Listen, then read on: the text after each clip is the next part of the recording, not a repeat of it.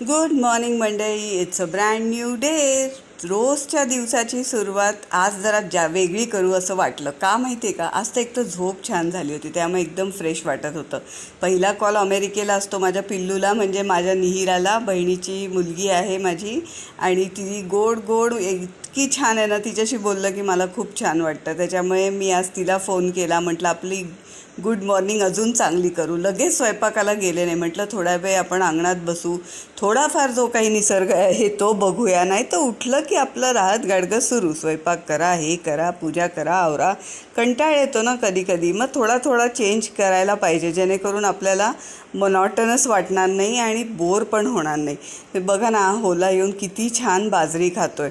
आता मी लगेच चहा पिऊन झाला की एडिटिंगला बसले, कारण आज एक मस्त व्हिडिओ येणार आहे, ग्रेसफुल कसं राहायचं. डिटेल जास्ती सांगत नाही, पण ह्या व्हिडिओमध्ये असं झालं की मला खोकला आला, आणि तो खोकला काय मी एडिट केला नव्हता, आणि त्याच्यात थोडेसे चेंजेस पण मला करायचे होते. व्हिडिओ एडिटिंग खूप किचकट आणि पेशन्सचं काम असतं, पण मला इतकं आवडतं ना. गेले 6 वर्षात 550पेक्षा जास्ती व्हिडिओज मी स्वतः एडिट केलेले आहेत. म्हटलं आज खाण्यात पण काहीतरी वेगळं करूया. रोज रोज ते पोहे, उपमा, कंटाळा येतो मला त्याच ब्रेकफास्टचा. म्हणून म्हटलं आज मस्त गरम गरम इडली सांबारचा बेत करूया, कारण आज हिवाळा आता चालू झालेला आहे, छान थंडी पडते आहे. तर म्हटलं आपण आज इडलीचा बेत करूया.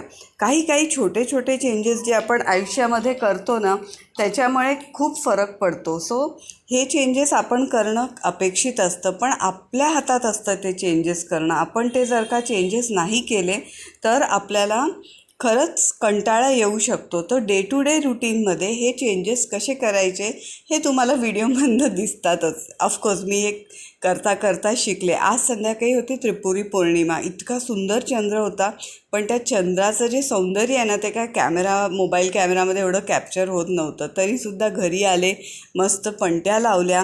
म्हटलं छान प्रसन्न वाटतं. आता नाहीतरी दिवाळी संपत आली, पण जेव्हा अंगणात आपण पणत्या लावतो, छान रोषणाई केलेली असते, धूप उदबत्ती जेव्हा फिरवतो, तुळशीपाशी मस्त दिवा लावतो, तेव्हा प्रसन्न वाटतं. प्रसन्न कसं राहायचं ही सुद्धा एक कला आहे.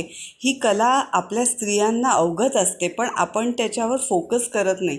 घरातलं वातावरण प्रसन्न ठेवणं, स्वतःचं माइंडसेट प्रसन्न ठेवणं, हे सगळं आपल्या हातात असतं, पण आपण त्या शिकून घेत नाही. त्या जर का आपण शिकल्या ना, तर कुठलाच दिवस कंटाळवाणा, बोरिंग किंवा मोनॉटनस वाटत नाही.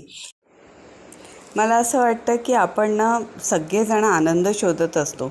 आनंदी राहणं, प्रसन्न राहणं हे आपल्या हातात असतं. आपण